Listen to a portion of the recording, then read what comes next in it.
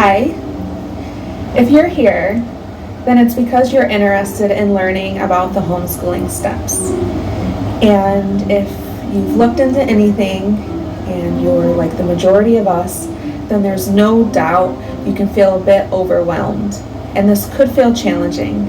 But I'm around to help you know that it is something that you can succeed in. This will be our first year homeschooling, and I'd like to take you along with us. So, either if you're thinking about it or you've made the firm decision to follow through with it, one of the first things you're going to want to do, if you haven't yet, is to read your state's regulations regarding your right to home instruct.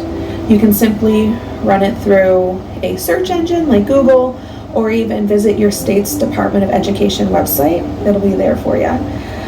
In New York, it's under Part 100, Regulations of the Commissioner of Education.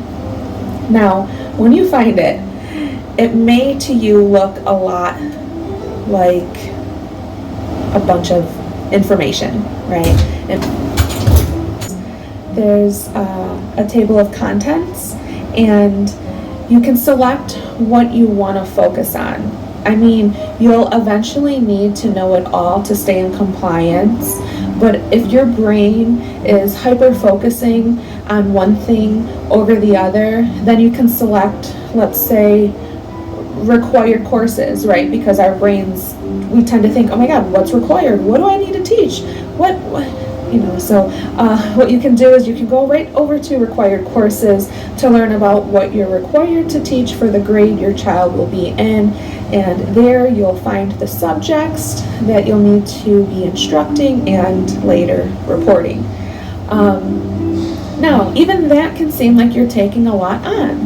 It can, but please, breathe, and trust your strength and power within to accomplish something this amazing. Take a break, go back later. They'll be there for you. You don't need to take it all in one setting.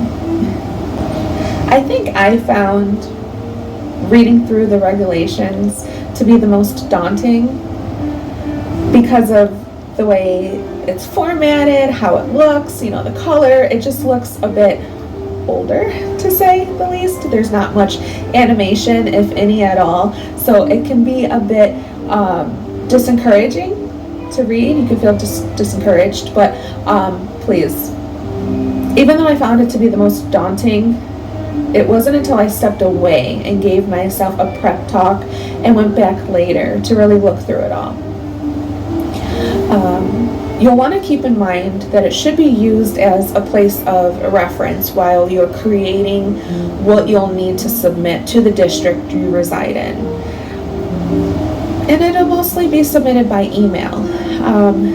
I wasn't sure at first, so I called the superintendent's office, and they didn't know who it goes to, but they did have a sense of who I should speak with. So they directed me to a number that I called, and it just so happened the person who answered wasn't who I was supposed to be speaking with, but he knew who I should talk to. So he was able to get me in with the person over the phone of where to send this. And I found that there's a homeschooling office. It's not actually an office per se. It's more like an email distro, like an email box that it goes to, because the ones who monitor the homeschooling also have other obligations within the district. So it's not really like an office dedicated just to homeschooling. They do handle other things, but that's how they're contacted, via email. So the first thing required is the LOI, which is an acronym for letter of intent. You submitting a letter stating that you intend to homeschool your child. Now, if your child is or was enrolled in school and you've taken them out, you have 14 days to submit the LOI. If you're not homeschooling for the first time, then you should know already that you have until July 1st before the start of the school year to submit. Now, if your child hasn't been enrolled before and it is your first time, then you do have some wiggle room as far as when this LOI is required by. I learned by getting in touch with the homeschooling office that they were backed up with assessments that were submitted in June, and I was given the okay to send the letter of intent a little later. It was actually suggested that I send it in a little later. So we sent ours on August 1st, and I was so happy to have it in finally. I really was. The LOI is short. Not much is required other than there being a header which states your state and notice of intent to commence a home instruction program. Also, it is going to need to be addressed to the schools, to the school district superintendent, and the homeschooling email you'll send it to, which I'll share mine so that way it can make more sense when you actually see it. Also, it's going to be the name of the parent or parents, the ones who are home instructing. It'll also be your address and basically a sentence. So basically, it's a sentence stating that the following child of compulsory attendance age will be educated at home during the 2023 to 2024 school year in accordance with Section 110 of the regulations of the Commissioner of Education, period. Below that, you'll want to put the name of child, the grade, and the date of birth. And then just simply a thank you with the date. And there you have it. That's your letter of intent. After, you should receive an auto reply stating that it's been received. If your child hasn't been enrolled in the district, then you'll be asked to send a copy of their birth certificate, proof of residency like a utility bill, and a copy of parent's identification, whether that be a driver's license or a passport. And it only needs to be one proof, one over the other, whether it's mom or dad, or really anyone in the family can home instruct. So it can be grandma, it can be grandpa, but you're gonna wanna make sure that you put the names on this letter of intent.